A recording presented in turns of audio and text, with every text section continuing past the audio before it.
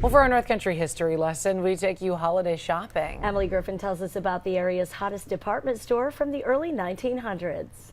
When it comes to holiday shopping, department stores are bustling with business. Such is the case now, and such was the case when young Frank Woolworth was building his empire.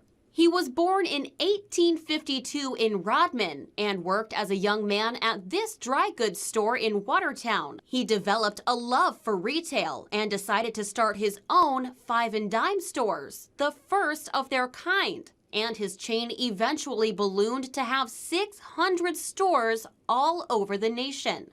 He transitioned from five and dime stores to department stores and was the first businessman to buy directly from manufacturers and sell items at a set price. Before this concept, it was all about haggling.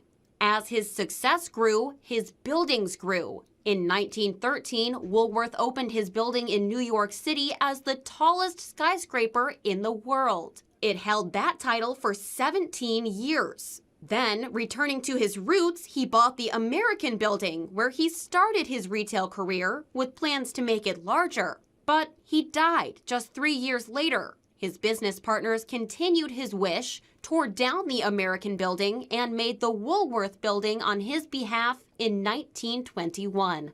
The building no longer houses the store, but it does wear the name and story of Frank Woolworth, the pioneer of department shopping. Emily Griffin, 7 News.